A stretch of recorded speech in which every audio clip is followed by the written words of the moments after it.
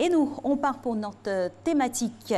Celui qui s'engage de son plein gré à fournir, en tout cas, un don de manière bénévole, de manière gratuite, sans rien attendre en retour, en tout cas, en termes de rémunération monétaire, c'est celui qu'on appelle le bénévole. Mais aujourd'hui, sur nos cieux, est-ce que ce bénévolat-là est une réalité dans son essence? Est-ce que cela n'est pas travesti en des, on va dire, des souhaits invisibles, cachés derrière cet altruisme ciblé? C'est toute l'essence de notre thématique aujourd'hui, le bénévolat, utopie ou réalité, en compagnie de Madame Diane Douaille, Office Manager à EDF. On parlera bien sûr de ce sujet, mais avant, le postulat avec l'élément illustratif.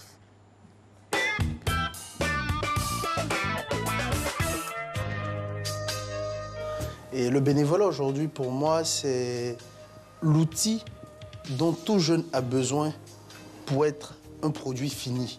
Parce que quelque part, nous sommes bruts, nous avons des compétences, nous avons beaucoup de savoir, mais pouvoir mettre ça à la disposition des autres sans rien attendre en retour et le faire spontanément, c'est une autre forme, je dirais, de savoir qu'il faut acquérir, qu'il faut pouvoir mettre à la disposition de notre communauté. Satisfaction personnelle ou se créer des relations ou pour le matériel, dans toutes les figures, l'on bénéficie de quelque chose. Le bénévolat, d'où qui sert le mieux, profite le plus.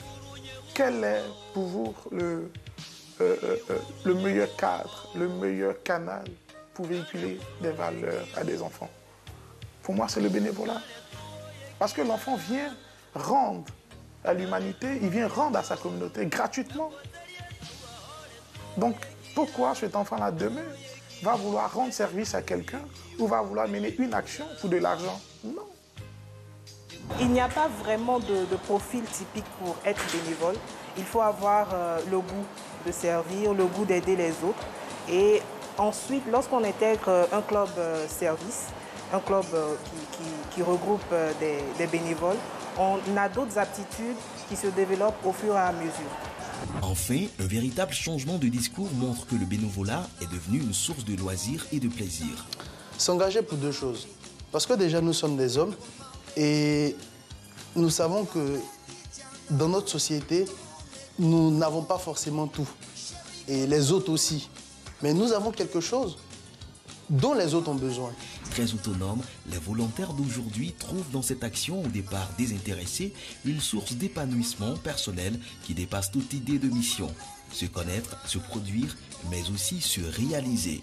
Tels sont les termes qui reviennent le plus souvent dans le discours des bénévoles pour qualifier leur motivation, exprimer leur personnalité. Faire des rencontres enrichissantes apparaissent aussi déterminants. Il n'y a pas vraiment de différence entre un citoyen lambda et une personne bénévole. C'est vraiment un citoyen lambda qui devient un bénévole parce qu'il a l'envie d'apporter un plus au monde. Et quand on dit militer dans un club service pour devenir un bénévole à temps plein, ça te permet en fait de canaliser cette énergie que tu as dans quelque chose qui sera profitable à l'humanité. Peut-on être bénévole sans rien attendre en retour? C'est quelque chose qui est assez difficile parce que être bénévole, c'est vraiment se donner corps et âme dans quelque chose. Et avec la famille, c'est clair qu'il y a certaines situations qui on est obligé de choisir le bénévolat. Figurez-vous des personnes qui s'organisent, des jeunes qui s'organisent pour donner dans un quartier défavorisé des cours à des enfants. Ça n'a pas de prix. Et on n'a pas besoin de, je dirais, un doctorat pour le faire. On peut être en classe de terminale et aider nos petits frères qui sont encore au CE, en CM. Aujourd'hui, comme y invite, l'environnement social peut passer désormais par d'autres voies que la vie professionnelle ou familiale. Et contrairement à ce que l'on peut entendre dans les médias, le lien social est plus que jamais présent. Eh oui, voilà, postulat établi avec le sujet du jour. Madame Douaille est en notre compagnie, bien installée, bonjour. Bonjour. On dit à quoi va? Merci. Bienvenue. Alors, on parle d'un sujet très important, le bénévolat. Déjà, on va avoir votre définition du bénévolat. Donc, le bénévolat, en fait, c'est l'engagement à agir pour une personne ou la collectivité, et dans un cadre qui dépasse un peu le cadre habituel de l'entraide familiale ou de l'entraide entre amis. Et donc, en fait, le bénévole est celui qui s'engage librement et gratuitement à servir les autres et sans attendre de rémunération au sens monétaire du terme, en fait. D'accord. On a des notions bien définies. On a la notion de liberté, donc du volontariat, et on a la notion de la gratuité, donc pas de rémunération. Alors, ce qui se passe ici sur le terrain, c'est qu'on a en profusion des ONG ou des clubs-services qui agissent. Déjà, quel est leur but, tout de suite?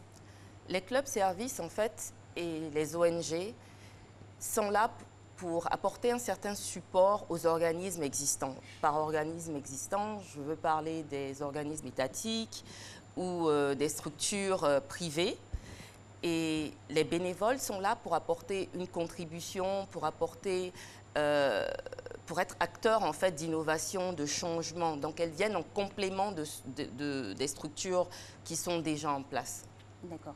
Et on a des structures bien organisées. On a vu dans l'élément des jeunes qui faisaient partie, notamment du Rotarac, du Rotary. On a d'autres clubs-services qui sont constitués peut-être à la base sous d'autres, on va dire, d'autres motivations, mais qui dans leur évolution mènent au service à l'autre.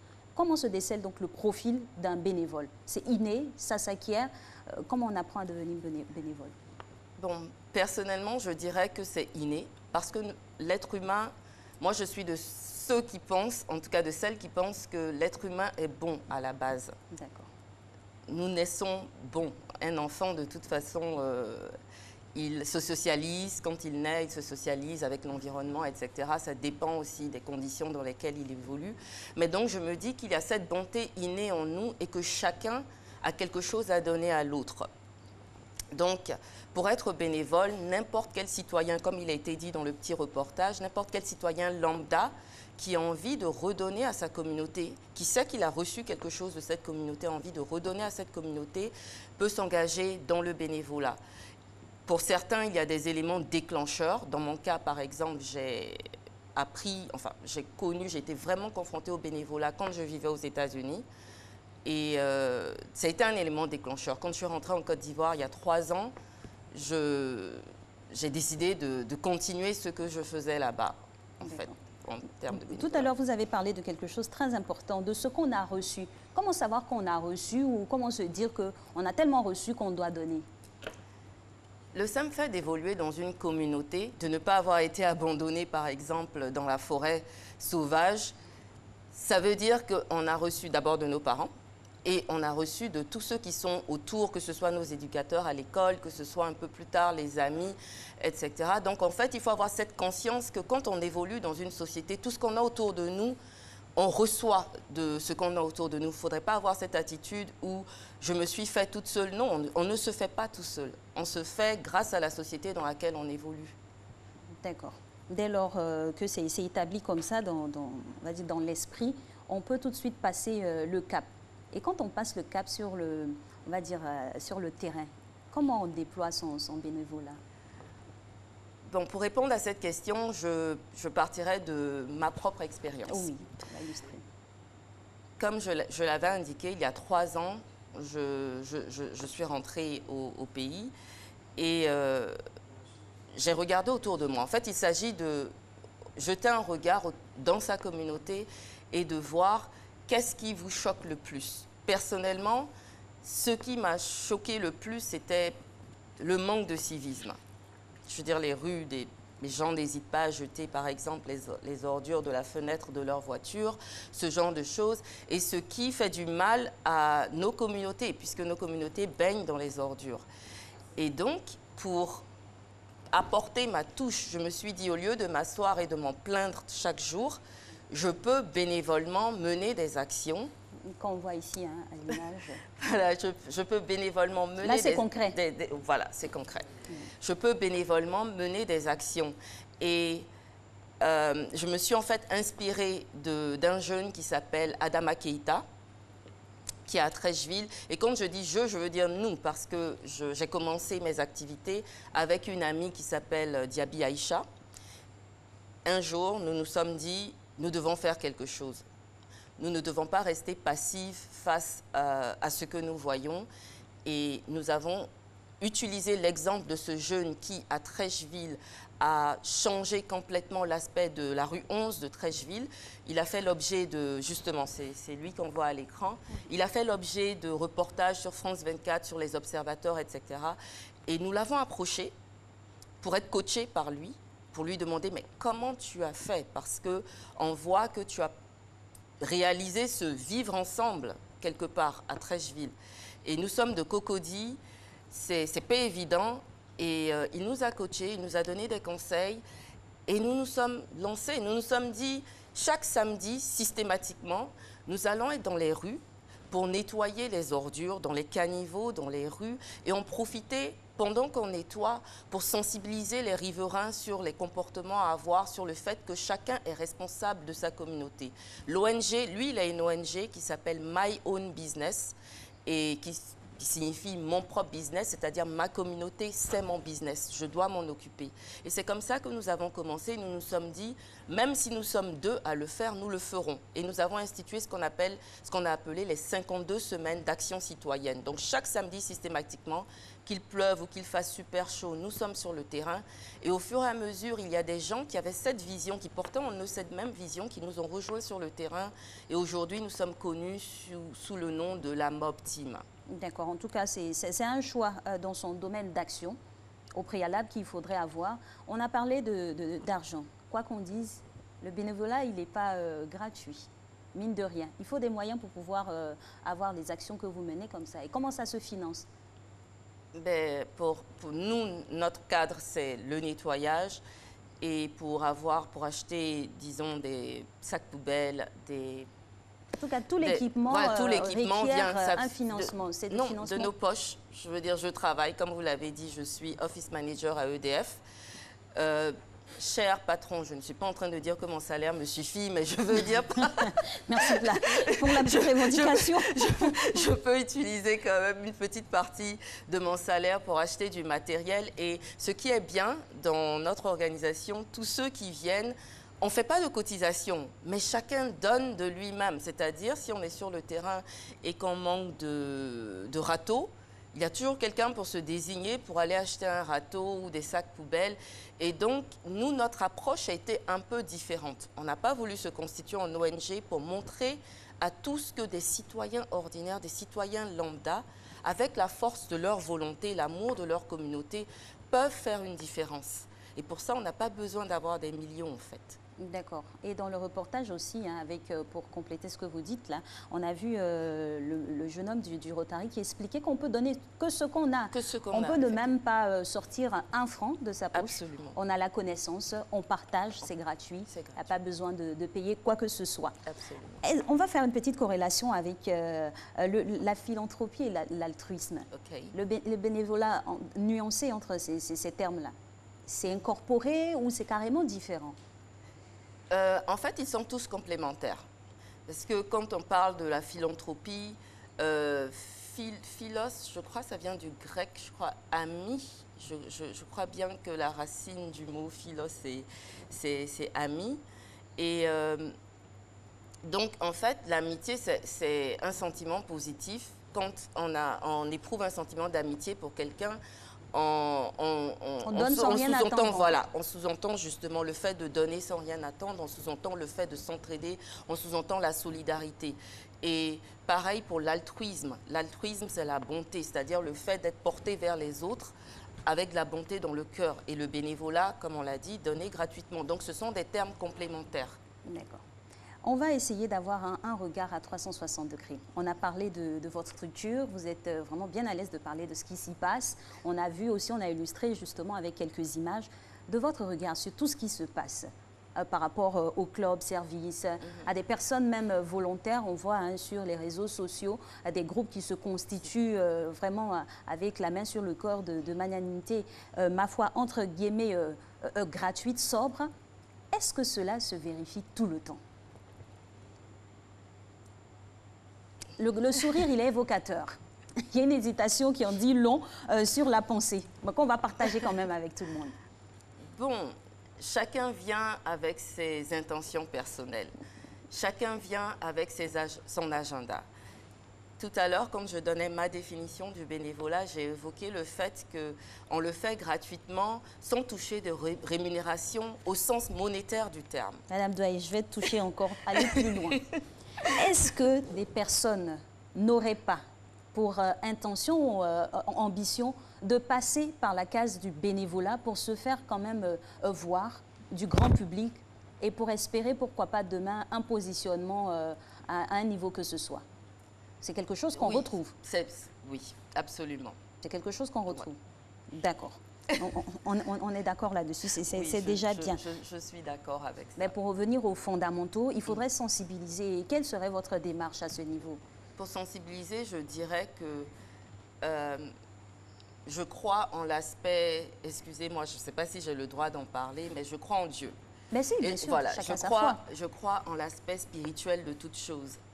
Et je crois que quand on dit mon prochain, c'est tout le monde. Ce n'est pas juste mes parents, mes amis, les gens de ma classe sociale. Et donc, pour ceux qui sont portés vers l'être humain, et je pense qu'il y a plus de gens qui aiment que plus de gens qui haïssent, le bénévolat serait un moyen d'expression de ce que vous avez en vous pour les autres. C'est une façon de... Ça favorise le vivre ensemble, en fait. On parle beaucoup de ce terme, le vivre ensemble. Mais le vivre ensemble se manifeste par des actes concrets. Quand on aide des gens, on va dans une autre communauté que la sienne et qu'on aide, il y a des liens qui se tissent. On fait des rencontres. Et nous-mêmes, on grandit en retour. Donc, pour encourager quelqu'un, je dirais, essayez ne serait-ce qu'une seule fois de participer à des activités bénévoles. Vous allez ressentir quelque chose qui, moi, je le dirais, qui n'est même pas du domaine du physique, c'est plus du domaine du spirituel. Parce que pour moi, c'est l'amour qui fait tourner les choses. Bien vrai qu'on a l'impression que c'est l'argent qui fait tourner les choses, mais en réalité, c'est l'amour qui fait tourner les choses. Et à ce niveau-là, il faudrait aussi peut-être, pourquoi pas, inciter les personnes. Il ne faut pas se dire qu'on a besoin forcément de grands moyens. On démarre tout doucement. Vous avez démarré déjà avec quel moyen en tant que tel? Parce qu'on a vu là, il y avait des équipes qui avaient des chasubles. Ouais. Ça se fait progressivement ou c'est un coup? Non, progressivement. On a commencé avec 2 paires de bottes. J'avais une paire de bottes, Aïcha avait une paire de bottes. On a commencé avec, je crois, 5 râteaux, environ 5 sacs poubelles. Mais notre première activité a quand même drainé énormément de monde. C'était à la CNPSJB. Donc, on a commencé avec vraiment très peu, extrêmement peu de moyens. Mais même ce jour-là, sur place, il y a des gens qui ont acheté des sacs poubelles parce que bon, la zone qu'on a nettoyée était assez large. Donc, c'est histoire de dire que vous n'avez pas besoin de grands moyens pour commencer. Et à titre d'anecdote, il y a des jeunes filles qui sont venues me trouver un jour et qui m'ont dit qu'elles voudraient que je sois leur mentor. Elles avaient ce projet magnifique de faire un genre de mentorat à l'université, c'est-à-dire quelqu'un de 3e année, être le mentor de quelqu'un de 1re année. Et elles voulaient faire un lancement, je leur ai dit, pour ce que vous avez appris, et puis vous êtes en 4e année, vous n'avez pas besoin de moyens pour dire à un étudiant, je peux t'aider. Je sais par quelles difficultés tu passes, on n'a pas besoin de moyens. L'expérience a fait son... L'expérience, vous avez cette expérience que vous pouvez passer aux plus jeunes, à ceux qui sont après vous. Donc, comme vous l'avez dit, on n'a vraiment pas besoin de grands moyens pour commencer quelque chose. En fait, il s'agit juste de jeter un regard nouveau sur sa communauté. Par exemple, on a beaucoup de jeunes qui traînent dans les quartiers. Et il y en a d'autres, par exemple, qui se débrouillent, qui travaillent. Pourquoi ne pas approcher 1 ou 2 de ces jeunes, les prendre sous son aile et leur parler de leadership, leur parler de changement de mentalité? Même si le message ne va pas faire tache d'huile, sachez qu'il y a au moins une personne qui sera touchée. À ce niveau-là, je voulais savoir comment se structure une action de bénévolat. Parce qu'on commence parfois on est seul, à 2. Après, comment ça se structure pour attirer du monde? Ou c'est du bouche à oreille? Comment ça se passe? Nous, personnellement, nous avons énormément utilisé les réseaux sociaux. D'accord. Donc, c'est le canal que nous avons le plus utilisé et particulièrement la plateforme Observatoire démocratique de Côte d'Ivoire. Le fondateur Thierry Kofi nous a permis, il a vu que c'était positif, donc il nous a permis de communiquer à volonté sur cette plateforme qui compte près de 250 000 membres. Et donc, ça a aidé à porter le message que nous avions aujourd'hui. Nous sommes à la RTI. Parlons donc on va dire, d'outils hein, et de visibilité. Est-ce qu'il faudrait systématiquement médiatiser ces actions? Comme on le dit, quand on donne, il faut cacher, il ne faut pas montrer. Et dans ce cas, est-ce qu'il faut montrer? Je pense qu'il faut médiatiser. Si on veut que le bénévolat devienne une valeur nationale en Côte d'Ivoire, il faut le médiatiser, il faut le promouvoir. Et on ne peut pas le promouvoir quand on le fait en sous-bassement. Il faut pouvoir montrer aux gens que des citoyens ordinaires se sont engagés dans telle action ou d'autres se sont engagés dans telle autre action. Donc en fait, c'est vrai que... Quelle orientation donner à cette médiatisation pour vraiment, on va dire, isoler toute envie de quelqu'un de se positionner dans la sphère publique? Qu'est-ce qu'il faut, il faut distiller comme information? Il faut éviter le langage politique. Voilà. Il faut éviter le langage politique quand on fait du bénévolat. Et le langage personnel aussi. Et le langage personnel. J'ai fait, j'ai absolument. Comme si, voilà. C'est nous, comme vous l'avez constaté, quand je parle, je dis nous, parce que ce n'est pas une personne qui le fait, c'est une équipe, c'est une team. Donc on fonctionne en team. Donc éviter le langage politique, éviter le langage personnel. Très bien. Et là, aujourd'hui, vous en êtes à combien de membres? Le bébé, il a grandi? Le bébé a beaucoup grandi. Donc, Trècheville, Cocody, Bassam, Port-Bouët. Ouf, je dirais, en gros, hein, au cours de l'année dernière, nous avons eu à peu près, je dirais, 1 millier de bénévoles. Puisque sur les actions, il y a des gens qui viennent une fois. Mais nous le disons toujours, même lorsque tu viens une fois, tu fais partie de la team parce que toi, au moins, tu as donné du temps. Donc, je dirais 1 millier de personnes, mais le noyau dur, nous sommes une centaine de personnes, sinon 150, parce que nous avons des équipes qui se constituent un peu partout, en fait. À ce niveau-là, il faut préciser que c'est vraiment pas contraignant, hein.